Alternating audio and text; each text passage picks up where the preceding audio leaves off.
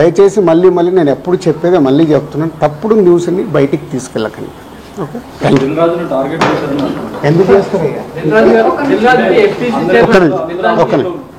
నాలుగో రోజు నాది కాదు కదా, మైత్రిలో జరిగింది, అభిషేక్ మీద జరిగింది, ఇలా అందరి మీద. ఇది ఇండస్ట్రీకి సంబంధించి ఎందుకు టార్గెట్ చేస్తారు? ఇన్కమ్ ట్యాక్స్ అనేది ఇస్ ప్రాసెస్, ఇదేమి ఇల్లీగల్ కాదు.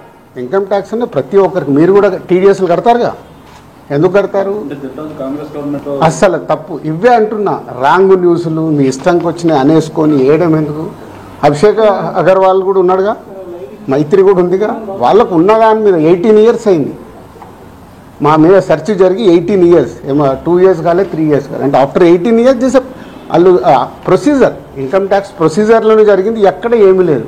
అనవసరమైన ఎక్కడ మీరు ఊహించేసుకొని హైలైట్లు చేయాలి. ఓకే,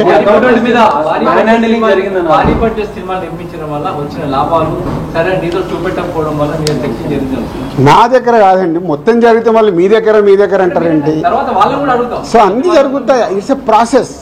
ఇందాక చెప్పాను కదా, 24 craftsకు ఎలా స్పెండింగ్ చేస్తున్నారు. ఇప్పుడు మా గేమ్ చేంజర్ ఇంత బడ్జెట్ అయింది, ఎలా స్పెండ్ చేస్తున్నారు? They want all accounts. మేము క్లీన్గా ఉండొచ్చు, తీసుకున్నోడు ఉండకపోవచ్చుగా. సో మా దగ్గరికి వెళ్ళి అన్ని డీటెయిల్ తీసుకొని ఎవరెవరికి వెళ్ళాయో వాళ్ళ ద్వారా చెక్ చేస్తారు. ఎందుకంటే TDS, GST, so many process ఉంటాయి. అంతేగాని ఎక్కువ ఊహించేసుకుంటున్నారు, ఏం లేదని. హైలైట్స్ దాంట్లో ఉండకుండా కొంచెం బయటికి రండి అని నా రిక్వెస్ట్. హీరోలకి, టాప్ డైరెక్టర్స్ కి బ్లాక్ ఇవ్వడం వల్లే ఇష్యూస్ వస్తున్నాయి అనేది కూడా వినిపిస్తుంది. మీలో కొంతమంది, మీ ప్రొడ్యూసర్స్ కొంతమంది చెప్తున్నారు, దీనికి ఏమంటారు? మీ ఛానల్స్ కూడా చాలా చెప్తారు, బ్లాక్ ఎక్కడ ఉంది, ఎక్కడికి వెళ్ళి వస్తుంది, నువ్వు సినిమా ఎక్కడ చూస్తున్నావు, ఆన్లైన్లో టికెట్ బుక్ చేసుకుంటున్నావు, 90% బుక్ మై షోలో బుక్ చేసుకుంటున్నావు, పేటీఎంలో బుక్ చేసుకుంటున్నారు. ఎక్కడుంది క్యాష్? 90% అకౌంట్లోనే. అదే అందరు మీరు బుక్ చేసుకుంటున్నారు, సినిమాలు చూస్తున్నారు. అది మళ్ళీ మీ ఊహ. ఎవరికి రావాల్సిన స్టోరీలు ఎప్పుడు రాసుకుంటూనే ఉంటారు, ఎందుకంటే మీకు కూడా హైలైట్స్ కావాలి కదా, లేకుంటే కష్టంగా. నేను మీకు అదేనండి చెప్తున్నా, 2008లో అయింది సెర్చ్ నా మీద. ఎన్ని సంవత్సరాల తర్వాత వచ్చారు?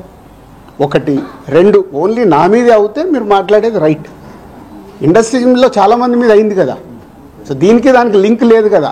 అదే అనవసరమైనది ఊహించుకొని లింకులు చేయకండి అని నా రిక్వెస్ట్. అసలు నేను ఆఫీస్కి వెళ్ళాను, మరి నాకు ఎవరైనా చెప్పలా.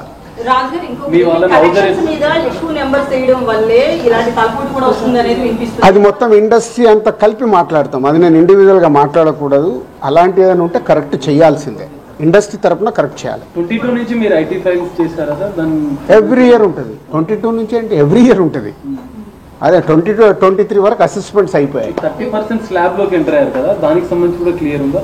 ఏంటది? ₹1 దాటితే ఐటీ అన్నదాన్ని. మీరు ఎక్కడున్నారండి బాబు? నా కంపెనీ టర్న్ ఓవర్ అంతా 30% గురించి మాట్లాడతాం. హైలైట్ టర్న్ ఓవర్ నా కంపెనీది. ఎప్పుడో 2008లోనే నా సర్వే అయిందంటే అప్పుడే ఎంటర్ అవుతుంది కదా ఉంది. అయితే ఫిల్మ్ ఇండస్ట్రీలో రైట్స్ జరగడం కూడా ఒక ప్రెస్టేజ్ ఇష్యూగా కొంతమంది చూస్తున్నారు, డైరెక్టర్లు, హీరోలు, వీళ్ళంతా. దీనికి ఏమంటారు మీరు? అంటే ఇన్కమ్ ట్యాక్స్ వాళ్ళు అదే అంటారు, సార్ మేము వచ్చినామంటే మీరు పెద్దోళ్ళు అని. సో మీ మీద కూడా చేయించుకోరు, మీరు ఫాస్ట్గా పెద్దోళ్ళు అవుతారు. అది న్యాచురల్. అంటే హౌస్ అరెస్ట్ అంటే ఇప్పుడు నేను ఉన్నాను 3 రోజులు, మేము వీడియోలు తీస్తున్నాం, నేను ఎక్కడికైనా వాకింగ్ చేస్తాను, బయటికి వెళ్ళనివ్వరు. కమ్యూనికేషన్ కాకుండా వాళ్ళకి కావాల్సిన ఇన్ఫర్మేషన్ తీసుకోవడానికి అందరినీ డిఫరెంట్ ప్లేస్లో పెట్టి ఫైనల్గా కన్క్లూడ్ చేస్తారు.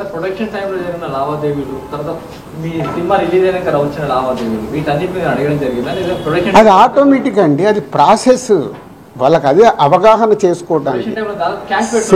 సినిమా క్యాష్ ఉన్న బ్యాంక్కి వెళ్ళి డ్రా చేసే పెడతారు. సో వాళ్ళకి డౌట్స్ ఉంటాయి. డౌట్స్ ఉన్నప్పుడు క్లారిఫై చేయాల్సిన రెస్పాన్సిబిలిటీ మాదే కదా.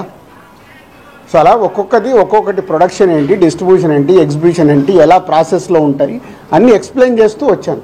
మీ దగ్గర 5 lakhs rupees అని అన్నారు, శిరీష్ గారి దగ్గర 4.5, at the same time Hanshitha గారింట్లో 6.5 lakhs. టోటల్ కలిసి 20 లక్షలండి క్యాష్ రూపంలో. మా ఫ్యామిలీలో కానీ ఆఫీస్లో కానీ 20 lakhs. అది దానికి కూడా ఇది అనఫీషియల్ కాదు, ప్రతి ఒక్కదానికి ఇట్లా డాక్యుమెంట్ ఇస్తారు. ఇది 5,50,000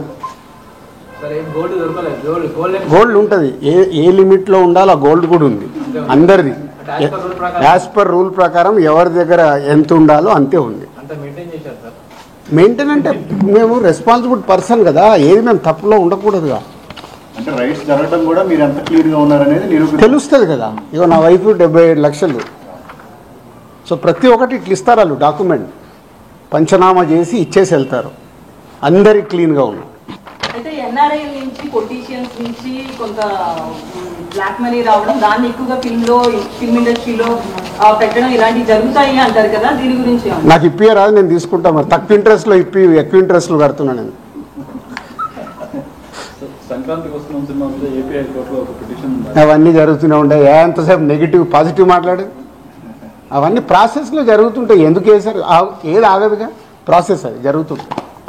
ఓకే, ఏం చెప్పాలి, అయిపోయింది, మొత్తం తీసుకున్నారు. థర్డ్ రోజు వచ్చి కలవమన్నారు. ఈ లోపల చెక్ చేసుకుంటారు, ఆడిటర్ వెళ్ళి మాట్లాడతాడు. థర్డ్ రోజు వెళ్ళి నేను కలుస్తాను. నెక్స్ట్ అయిపోయింది చెప్పినా మొన్నే 2025 స్టార్ట్ అని. సంక్రాంతి వస్తున్నాం, స్టార్ట్ అయింది కదా. ఎలా సూపర్ హిట్లు కొట్టాలనేది మన పని, అదే మొదలు పెడతా. Okay, please subscribe .news.